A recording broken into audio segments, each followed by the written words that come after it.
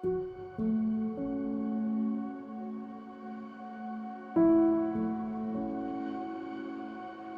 the confluence of the Ohio and Mississippi rivers sits a town surrounded by levees. It is located in an area known as Little Egypt, which Cairo, being the capital of Egypt, dubbed the town name. It is the southernmost town in Illinois, and it is the only town surrounded by levees in the state. Riverboat trade caused Cairo's settlement, beginning in the 1830s on through the 1850s. I first drove through the town en route to Florida, and it was just before dawn that I viewed Cairo. A slight mist enveloped the town, permeating an eerie ambiance, silhouetting the historic structures. I got so many chills just driving through, and I vowed to give it attention during the day. I knew there was something about Cairo that piqued my interest, and not only the many abandoned homes.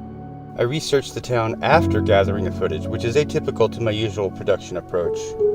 Honestly, had I done the reading prior, I likely would not have covered this blood-stained town. It appeared as if the majority of the town just uprooted and left their homes and lives behind. Efforts were made repeatedly to keep the river waters from flooding Cairo by various levees. Cairo became the location of Union-run Fort Defiance, as strategic access to the rivers was vital during the Civil War. Unfortunately, racial tensions did not simply cease by the outcome of the Civil War. By 1900, race relations were strained when the black population reached near 40% of Cairo. The African American population were often discriminated against for jobs and housing. Tensions mounted and reached an apex in 1909 when a young black man was accused of murder. A local white woman, Anna Pelly, was strangled to death on November 8th. Her body was found the next day.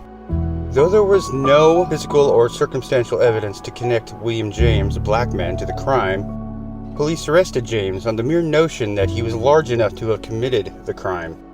And from that monumentally stupid decision, one of the most violent race-related murders I've ever heard transpired.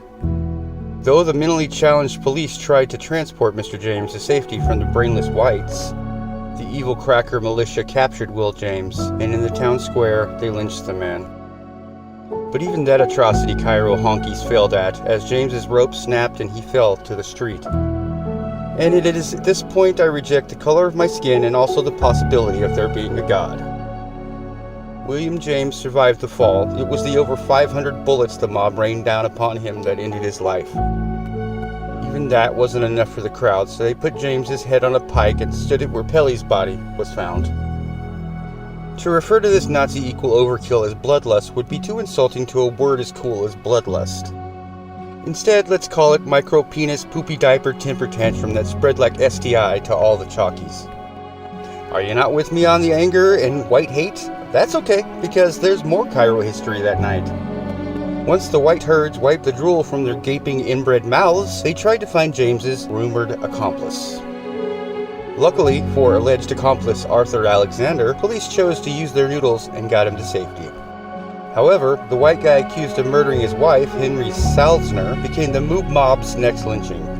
I suppose the ooze solidified enough in their thick skulls to think murdering a white man would make it even. They strung him from a telegraph pole and shot him multiple times until he died. None of the murderous mob were punished for these horrendous crimes.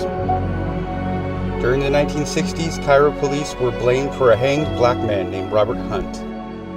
Though police claim Hunt hanged himself, this did not ease tensions for Cairo during the civil rights movement.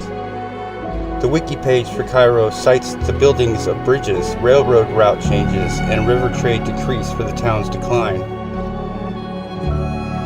But honestly, if your town's history were as horrific as Cairo's, would you want to live in a place that harbored that evil?